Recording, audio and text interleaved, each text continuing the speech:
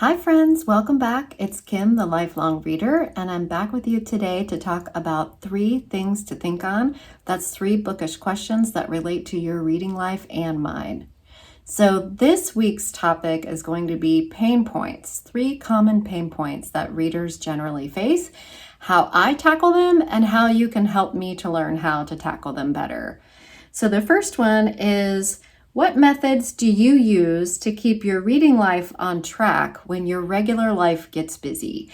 And for me, I have a few ways that I tackle this. The first one is that I will leave my book that I'm currently reading. Sometimes I have more than one, so it'll end up being a little stack of books, but I will leave my book out in the open where I can see it.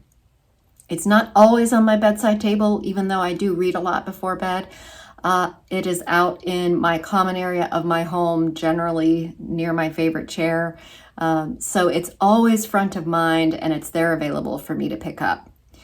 Another way that I tackle this is by trying to pick up the book at the same time every day and read just about the same amount of pages. So maybe 6 months ago, I watched a video on YouTube here on the channel Tristan and the Classics. And in this video, he recommended that if you want to read more classic novels and you feel like you're challenged with time and maybe the novels feel too big or just don't fit into your reading life, he suggested reading at least 12 pages a day. And he gives examples of how you can move through different classic novels by reading just that much. So I kind of set that as my own personal goal. When I sit down to read, I will actually take my bookmark and move it back into the book, at least 12 pages. And then some days I find that that's just the amount of reading I get done during a sitting. And other days I find that I can go a little bit longer than that, which feels like I'm exceeding my goal. So I definitely don't hold myself to only 12 pages a day, but it's a good tiny little nugget that I think as long as I'm meeting that 12 pages, I'm still moving it along at a steady pace. So that's good as well. Another way that I've been doing things in my life that I tend to forget sometimes is I'm using my Apple Watch to set reminders for myself. So, remind me every day at 9 a.m. to take this pill, or remind me in the morning at 6:30 when I'm standing at the coffee pot that I want to sit down with my book. Little reminders like that I think are very helpful. Maybe I won't need them after a while, but I do kind of think it's kind of cute to use those little reminder settings. I'm trying to work more walking into my life, and I'm setting a reminder for every day at 9 and every day at 2 to get up and do 15 minutes of movement. Get up and walk for 15 minutes. And I have found that to be very beneficial. So that's another way that I've been doing that.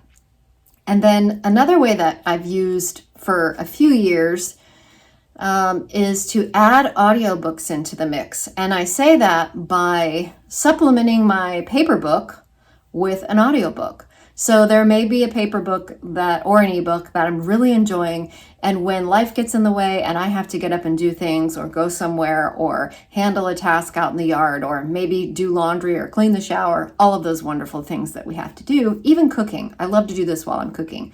I'll put down the paper book and I will pick up the book on audio, put my AirPods in, and I can go do my task while the book is continuing, and I'm making incremental steps towards getting that book completed, and my daily life isn't slowing me down.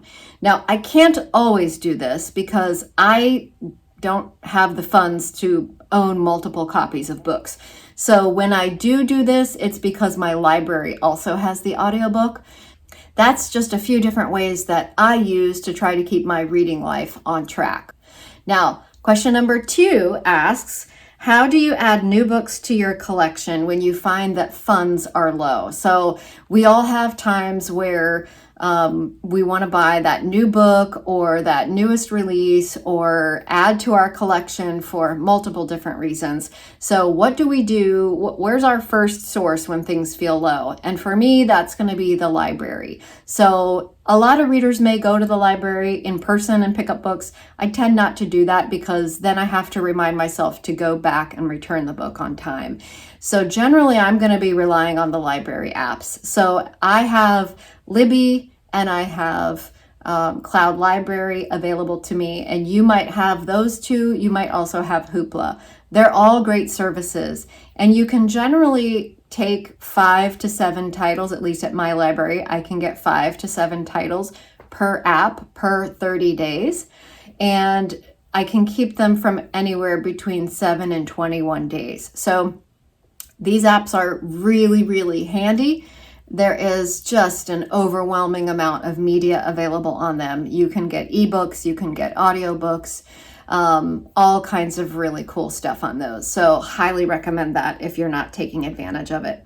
Another way to add books to your collection is to visit little free libraries.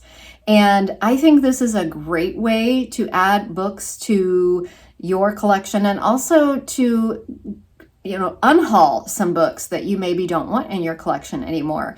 In my town, we have about 5 little free libraries. There are maybe 2 or 3 of those that aren't well maintained. They do require someone to be a steward over them and to change the books out.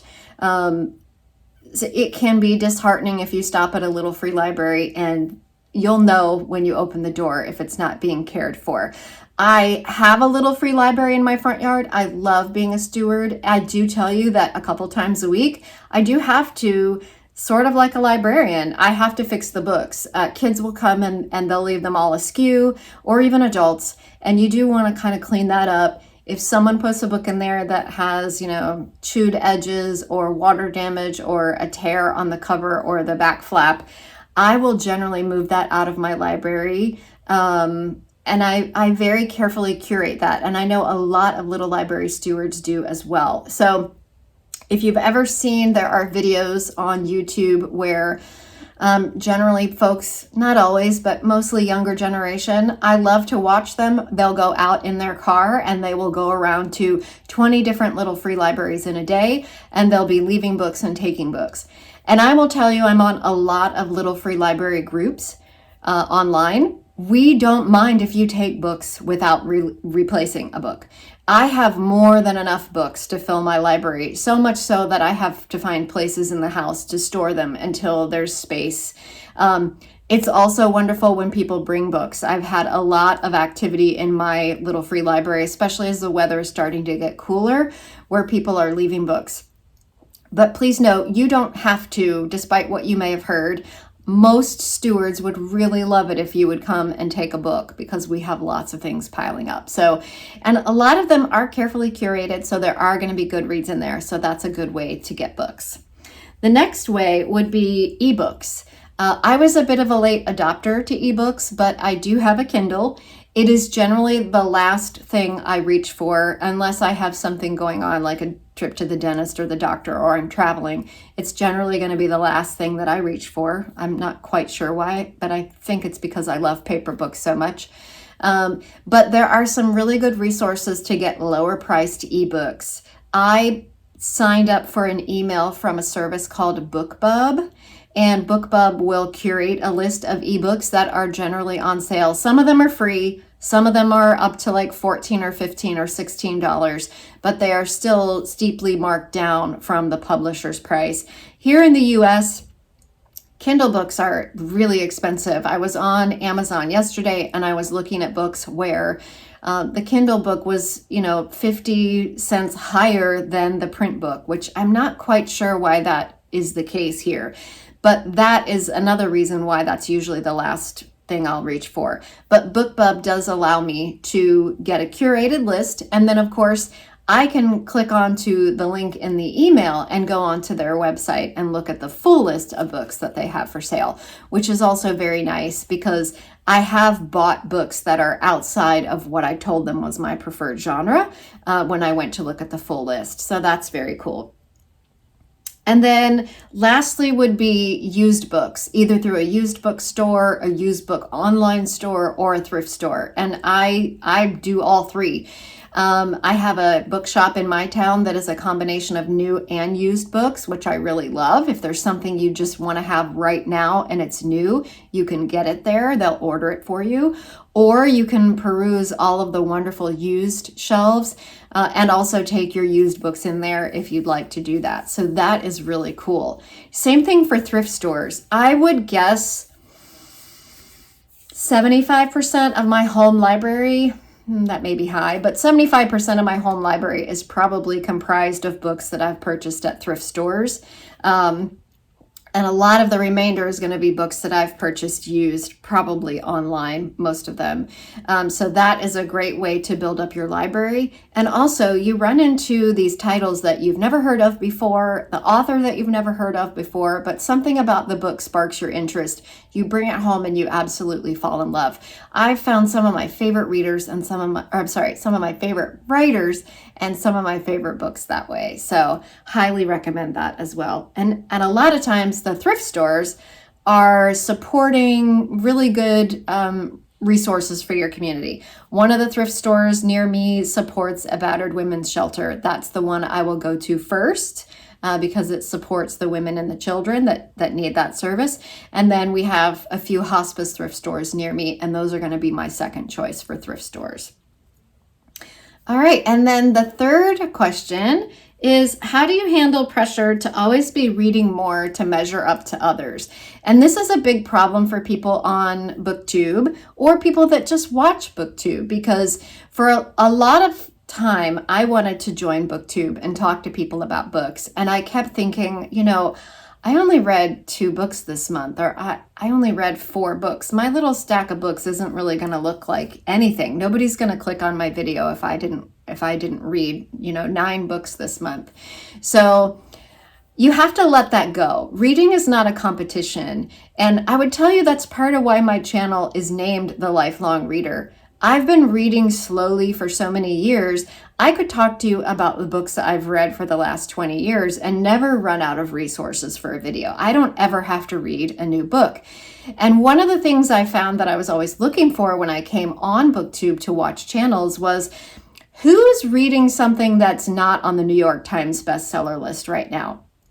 Who's reading things that aren't brand new books that have just been published? I'd like to focus in on them, because there are so many books in print that, nobody's really talking about because we're not promoting consumerism so much, but I really am looking for people that read those books. So reading is not a competition. You do not have to pressure yourself. So I think if you're thinking about joining BookTube, or if you're thinking about your reading life, if you're reading at all, you're winning at the game. For me, I do set a Goodreads goal every year. I've been doing that probably for the last 5 to 6 to 7 years.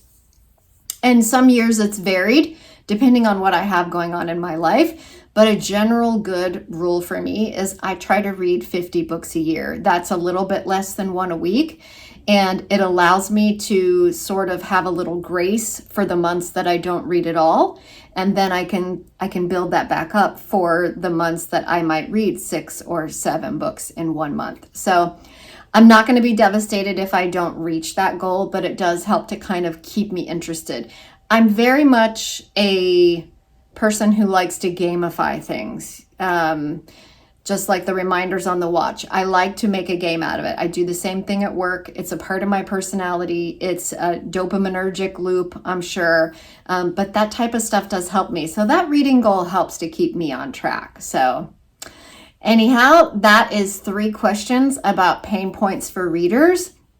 I would love to hear how you tackle these issues in your own reading life. If you have any comments, please do leave them below in the comment section. I look forward to hearing you. And I think you may be interested in this video right here.